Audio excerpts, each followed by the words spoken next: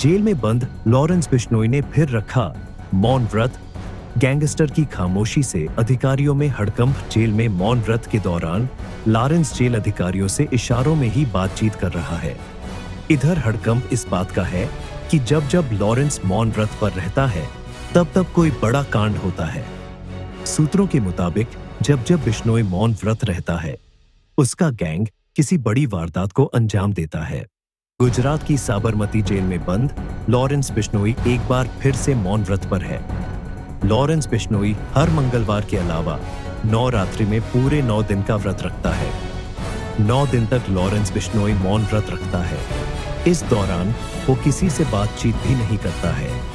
बताया जा रहा है कि बीते शुक्रवार से लॉरेंस मौन व्रत पर है। सूत्रों के मुताबिक उसने गुप्त नवरात्रि का मौन व्रत रखा हुआ है।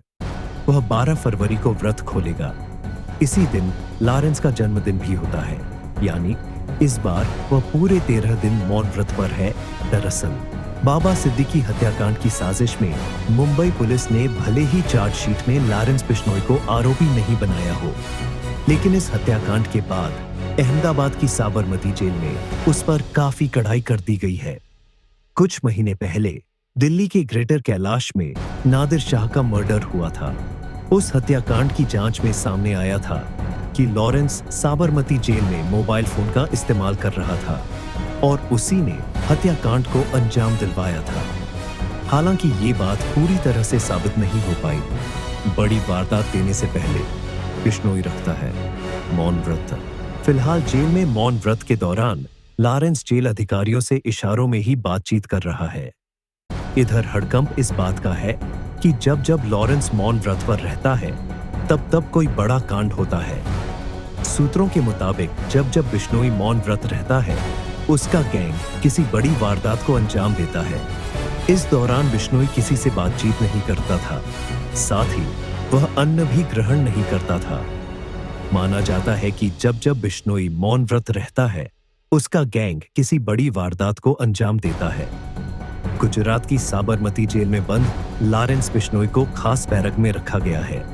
इस बैरक के अंडा सेल में उसे रखा गया है, जहां पर उसके साथ और कोई कैदी नहीं है। आमतौर पर आतंक से जुड़े और गंभीर अपराध में बंद खूंखार कैदियों को ही ऐसे सेल में रखा जाता है। साल 2008 से बम ब्लास्ट से जुड़ी आतंकियों के भी इसी तरह अंडा सेल में रखा गया था।